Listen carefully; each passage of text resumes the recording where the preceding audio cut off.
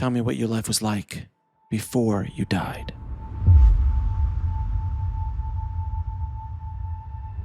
When I was 20 years old, I was 7 months pregnant from my son. I went to a cardiologist's office for electrocardiogram, and I had a cardiac arrest on the table. The gynecologist felt as though that was from the baby cutting off the main artery, but because of my heart history, there was 5 cardiologists in the hospital greeting me because they put me through every x-ray. They thought that I was going to die that night. The priest came out to give me last rites, and they had the whole operating room ready to take the baby. And when I had this, I went over, and at that point, I felt love beyond anything. I even greeted my son's spirit. And I was told that I could go back, but if I went back, I would have to recite the word love, because I touched love beyond anything, and I never forgot it. And if I would repeat just the word love, and do breath work, that I was shown where it would go, and the baby would be born and everything would be fine. If I went into fear, which was very easy for me to get into because they had the operating room ready, my parents came in thinking I was going to die because the priest had just come in, and I asked the priest to leave because I wasn't planning on dying. And I said the word love 50 million times all night long, and I just breathed. They rolled me over every 15 minutes because that's what the gynecologist wanted, to make sure the baby was all right. But they had me all on monitors, IV, for 5 days and 7 days in the hospital. They were convinced that it was not going to work. One part of me was staying with the baby. I mean, I wouldn't leave it. But there was another consciousness that went over. I met some of the ones that I channel now again. And they gave me that information so that when I came back, I could take that and utilize it. So it was really like we learned with meditation, where you use breath work and you just sit in quietness. It was not feeding the fear, because the fear was outrageous. I mean, they were convinced. I mean, they were talking out in the desk about it, and I could hear them. You know, she won't make it through the night, all this kind of stuff. So, but all I learned from that was that the power of the word love, and it never, ever, ever left. And it's still the main part of our book, is the human heart and love. It was Jesus that I recognized on the mother aspect, probably in a couple different ways. One was Mother Mary, and just all these other energies, which I didn't recognize them. I knew nothing because I was a Catholic. So after that, was 2 months later, the baby was born, and he was perfectly fine, and everything was wonderful. But I'd like to share something with you that brought sound, first started with sound. I was just into a wheelchair. I had many problems. I dragged a leg, everything. My son had asked me to go down to a potluck, and we brought my daughters. I had 4 children, and my boys were older, my daughters were young. And we got into the car, and he said, "Would you please sing Om Namah Shivaya with me?" I didn't know what Om Namah Shivaya was. I had no idea. He said, "Well, Mom, it's God within." And he kind of knew me, and so he said, "You'll love it." So we started singing. We were harmonizing all the way down, 45 minutes to get there. Got out of the car and I had no pain. My legs walked perfectly. So that set me on a destiny to find out what sound was. And no one around knew. So I was getting information from them. It's been a journey with sound, human heart, breath work ever since those. I was with a center that was called the Human Heart Institute. And I was the teacher. I channeled, and I was the one that led the meditations. So I was already channeling at that time. I was verbally channeling in 1991. So it was interesting. When I went over, I had taken an antibiotic for a UTI. I had chronic bladder infections, and so I took it. I had been allergic to antibiotics before, and of course I got a terrible allergic reaction. And I went over, and as I went over, I heard sound, and it filled the whole universe, and then came back with all harmonics, and embraced the earth, and then went back up again. And I went, wow. So anyway, I was greeted by all the masters that I channel, that I know right now, but then there are so many more that are in the group.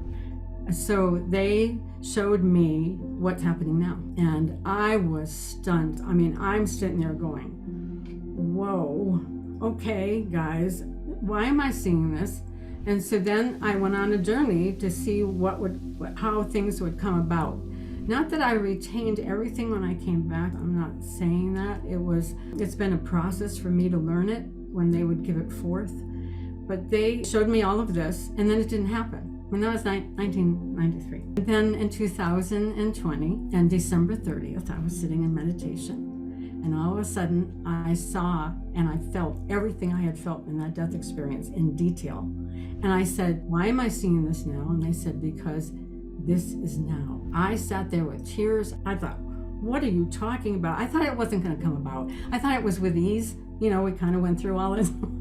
And we already went through it, and they said no. And then from that day forward, we've been putting through advanced meditations and going into more depth and writing more. I would see hospitals. I saw fires. I saw floods. It was just earthquakes, tornadoes, and then arguments. Just, I'm not one that's very heavy into all of what's going on in the world and the news, but I got to see the chaos that was going on, and it frightened the living daylights out of me. I thought, why are you showing me this? And they said, because it's time to get out, and it's time for people to understand that there's hope, that there's actually beauty going to happen, and it depends on what they told me, and I guess they could tell it to you better than I could, but what I got explained to me is that we were going to go through this time, but at the same exact time, there's this whole energy coming off from the earth, just blessing the earth, because we're supposed to be rising in consciousness, and it's a mass thing. And they said, they told me, no matter who you are, no matter what past lives you've had, no matter what, everyone is equal, and you are exactly what we are. You just don't know it. I still bow, but to them. But you have to understand that they've lived here. And most of them, all the ones that I'm really putting forth with the book, I think, now I'm not sure if they're mixed with other ones, have all lived on this earth. They all know what it's like. They've all experienced it. They've taught in ashrams. They've taught in different places. They've walked as regular people. They've come in many times to really see the human race in the third dimensional reality. They showed me that we were going back to something that we had forgotten, that the earth at one time was balanced and that it was free of emotion, of negative emotion. So we were regaining, when a baby is born and how they have innocence and their eyes sparkle, and they see everything as beauty. Well, that's what their message was, is we are like that. We are that innocence. We are that part of us that our whole essence remembers. We just have forgotten it. That was a long, not in history. I don't think we'll ever find it because it was another vibrational frequency. It was higher than it is now. So we've digressed into the third dimensional reality. The third dimensional reality is what your feet are on. It's still living in the third dimensional reality. Your soul and your spirit are gradually moving and fluctuating between this reality and higher realities. And that's when, I don't know if these two had experienced it, and other people have been calling her, I just lost a couple hours. And, so it's that time frame. You didn't really lose it, but you were moving into different vibrational frequencies. And so what Mother always says, and I will say it for her because she didn't get to say it, you have to exercise your heart. It's like when you do breath work, it's not work. It's not sitting there, it is exercising the breath work. And that's what this one does with sound. Exercises the breath work with vibrational frequency. You exercise that part of you that moves, and you start being able to enjoy the growth that you're having. I'm not saying that people don't need to meditate, but once you learn how to meditate, you have to learn how to walk it into life, to bring it into every step of your life, every breath, everything, so that you're visualizing through a centered reality, not through the chaos. You see the chaos. If you watched a person who was ascended and they came into embodiment and they're teaching, they see everything. There is sorrow at times. If someone dies, or you know that from the writings of Yogananda. He had grief. Those things are there, but you learn to do it with the two together. So it's not that we're saying put blinders on, don't look at anything. We're saying if each person would give out and say love 6 times in every hour, you would be amazed on what would happen. Just repeat the word love as often as possible. Repeat the word love. Love is not a definition. Love is a fluent movement. So which means if you're standing there and you are looking, everything around you seems to be crazy, then use your breath work. Use a positive affirmation. Use the word love. If everyone would do that, or as many people as possible, this energy would go out, and you are a collective. You're moving into unity more than you think you are. That's why we're able to speak right now. We are moving into a higher frequency of reality. And you just trust, you understand, and you give allowances. Back then, I was a full conscious, full channel. And we had a group, and I would travel different places. I traveled all over to Alaska and worked with people in physical therapy offices with sound, and then I would channel, and it was accepted by different groups of people. I met PMH Atwater at a science symposium, and I had talked to her on the phone because someone said, you have to call her, because I have my third one. I never admitted that I had the other two, and I didn't know. And so I met her, and she put her arms around me, and she said, honey. I said, what? And she said, you've had multiple death experiences and so many experiences. You better sit down and meditate and ask. She's wonderful. I was not booked for a lecture. And my table, I had called them, and they said, yes, Ruth, we have someone that we have a booth for you. You can put your book and you can put your music there. And I said, okay. We arrived, and it was right in front of the big doors. They opened up.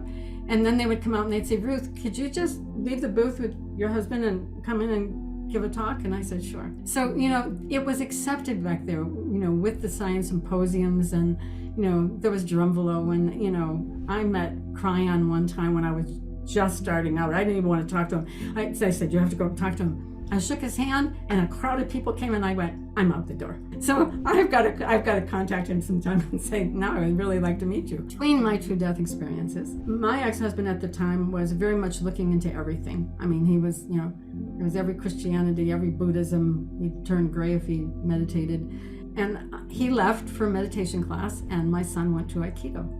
And so I brought the girls up to put them to bed, and I was sitting in the bed nursing, and all of a sudden, and the only one that could ever describe this is PMH Atwater. I don't understand it. It was like someone took the roof off the house. But I was completely alive, nursing. I knew, they must have planned it, because I knew I was right there, and I didn't leave the room. And this phenomenal energy came and said to me, you will bring the human heart, the sacred heart, into humanity, and have them understand that the heart is much more expansive, and in the future people will get to understand it. So it was how the heart, I'm not a scientist, I have no idea what they were talking about, and they said, you will bring this into the world. And this was before my the third death experience, and I went, who do you think you're talking to? I'm sitting there going, are you crazy? And so I said, can I go to an ashram then? Can I go and learn? No, I've never gone anywhere to study, and so it was remarkable. And my husband came home, and I told him, and he said, oh great, I go and meditate all my life, and you sit there in this great big wonderful. And it was like, all I could say to you is, some of them had come in the room, and I do think one of them was Jesus, and he was sitting on the bed. But this voice came through, and it was like this positively glorious revelational voice. It just in there went, my dear. And it was just beautiful. My whole body was radiating, and I'm just sitting there going, and I've never forgotten it. And then all of a sudden it closed up, and that was it. So it was to bring the Christ energy, the heart energy into the world is really what it was. And that there would be a time where people would understand. It was glorious. There's no perfect foundation of spiritualism. It is for some people, and you can bring it with you.